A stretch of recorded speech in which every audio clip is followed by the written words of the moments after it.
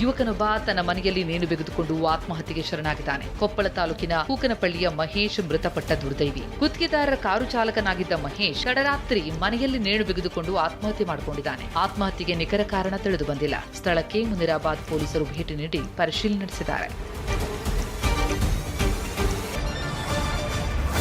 ಹುಸಿ ಬಾಂಬ್ ಸಂದೇಶ ಕಳುಹಿಸಿದ್ದ ಮೈಸೂರಿನ ಶ್ರೀನಿವಾಸ್ ವಿಚಾರಣೆ ವೇಳೆ ಸ್ಫೋಟಕ ಮಾಹಿತಿ ಬಹಿರಂಗಪಡಿಸಿದ್ದಾರೆ. ಭಾರತ ಮಾತ್ರವಲ್ಲ, ಪಾಕಿಸ್ತಾನದ ಕೋರ್ಟ್, ಸರ್ಕಾರಿ ಕಚೇರಿಗಳಿಗೂ ಈ ರೀತಿ ಹುಸಿ ಬಾಂಬ್ ಬೆದರಿಕೆ ಕರೆ ಮಾಡಿದ ಸಂಗತಿ ಬಹಿರಂಗವಾಗಿದೆ. ದೆಹಲಿ ಪೊಲೀಸರ ಕಸ್ಟಡಿಯಲ್ಲಿರುವ ಶ್ರೀನಿವಾಸ್ ಲೂಯಿಸ್ ಪೊಲೀಸರಿಗೆ ಸಿಕ್ಕಿ ಬೀಳದಂತೆ ಡಾರ್ಕ್ ವೆಬ್ ಬಳಸಿದ್ದ ಎನ್ನುವುದು ಬಯಲಾಗಿದೆ. ಬೆಳಗಾವಿ ಜಿಲ್ಲಾ ನಗರಾಭಿವೃದ್ಧಿ ಕೋಶಾಧಿಕಾರಿಯ ಮನೆ ಮೇಲೆ ಲೋಕಾಯುಕ್ತ ದಾಳಿಯಾಗಿದೆ. ಎಡಬ್ಲ್ಯೂ ಅಜಿತ್ ಸಿಂಗ್ ರಜಪೂತ್ ಸೇರಿದ ಆಂಜನೇಯ ನಗರದಲ್ಲಿರುವ ಮನೆ, ಅಥಣಿಯ ಮನೆ, ಹುಕ್ಕೇರಿ ಪಟ್ಟಣದಲ್ಲಿರುವ ಮನೆ ಇವೆಲ್ಲ ಕಡೆ ಏಕಕಾಲಕ್ಕೆ ಲೋಕಾಯುಕ್ತ ದಾಳಿಯಾಗಿದೆ. ದಾಳಿ ವೇಳೆ 1 ಕೆಜಿಗೂ ಹೆಚ್ಚು ಚಿನ್ನಾಭರಣ, ಬ್ಯಾಂಕ್ನಲ್ಲಿ 2 ಕೋಟಿ ಠೇವಣಿ ಇಟ್ಟಿರುವುದು ಬಯಲಾಗಿದೆ. ಬಳ್ಳಾರಿಯಲ್ಲಿ ಮೀನುಗಾರಿಕಾ ಇಲಾಖೆ ಸಹಾಯಕ ನಿರ್ದೇಶಕರಿಗೆ ಲೋಕಾಯುಕ್ತ ಶಾಕ್ ನೀಡಿದೆ. ಸಹಾಯಕ ನಿರ್ದೇಶಕ ಶಿವಣ್ಣ ಮನೆ ಮತ್ತು ಕಚೇರಿ ಮೇಲೆ ದಾಳಿ ನಡೆಸಲಾಗಿದೆ. ಆದಾಯಕ್ಕಿಂತ ಹೆಚ್ಚು ಆಸ್ತಿ ಗಳಿಕೆ ಆರೋಪದ ಹಿನ್ನೆಲೆಯಲ್ಲಿ ಲೋಕಾಯುಕ್ತ ಅಧಿಕಾರಿಗಳು ದಾಳಿ ನಡೆಸಿದ್ದಾರೆ.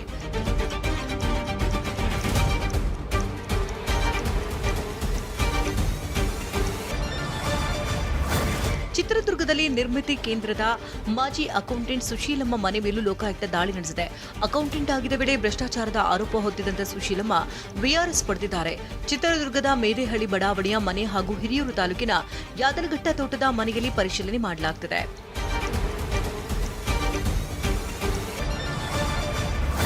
ಶಿವಮೊಗ್ಗದಲ್ಲಿ ಏಕಕಾಲಕ್ಕೆ 6 ಕಡೆ ಲೋಕಾಯುಕ್ತ ದಾಳಿ ನಡೆಸಿದೆ. ಹಿಂದುಳಿದ ವರ್ಗಗಳ ಕಲ್ಯಾಣ ಇಲಾಖೆ ಅಧಿಕಾರಿ ಶೋಭಾ ಅವರ ಕಚೇರಿ ಹಾಗೂ ನವಲಿ ನಿವಾಸದಲ್ಲಿ ಪರಿಶೀಲನೆ ಮಾಡಲಾಗುತ್ತದೆ. ಜೊತೆಗೆ ಸಾಗರ ತಾಲೂಕಿನ ಅಚ್ಚಾಪುರದಲ್ಲಿರುವಂತಹ ಶೋಭಾ ಶಾಲೆ, ಶಿಕಾರಿಪುರದ ಮನೆ, ತರ್ಲಘಟ್ಟದ ಫಾರ್ಮ್ ಹೌಸ್ನಲ್ಲಿ ಪರಿಶೀಲನೆ ನಡೆಸಲಾಗಿದೆ.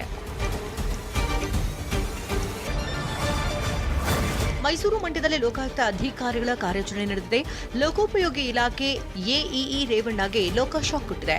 ಮೈಸೂರಿನ ಕಚೇರಿ ಹಾಗೂ ಮಂಡ್ಯದಲ್ಲಿರುವಂತಹ 2 ನಿವಾಸದ ಮೇಲೆ ಲೋಕ ದಾಳಿ ನಡೆಸಿದೆ. ಆದಾಯಕ್ಕೂ ಮೀರಿ ಗಳಿಕೆ ಆರೋಪದ ಹಿನ್ನೆಲೆಯಲ್ಲಿ ರೇವಣ್ಣ ಮನೆ ಮೇಲೆ ದಾಳಿ ನಡೆಸಲಾಗಿದೆ.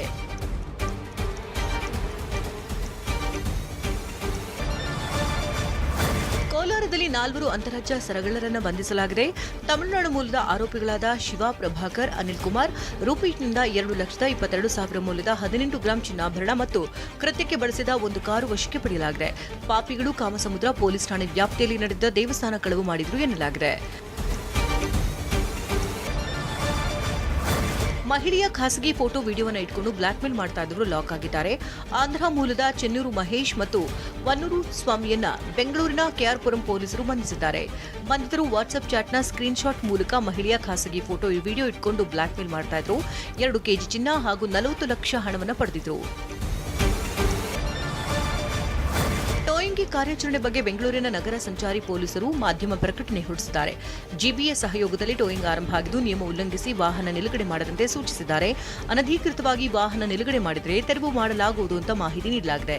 ಹಂತ ಹಂತವಾಗಿ ಎಲ್ಲ ನಗರ ಪಾಲಿಕೆಗಳ ವ್ಯಾಪ್ತಿಯಲ್ಲೂ ಟೋಯಿಂಗ್ ಮಾಡಲಾಗುತ್ತೆ ಅಂತ ಪ್ರಕಟಣೆಯಲ್ಲಿ ತಿಳಿಸಿದೆ.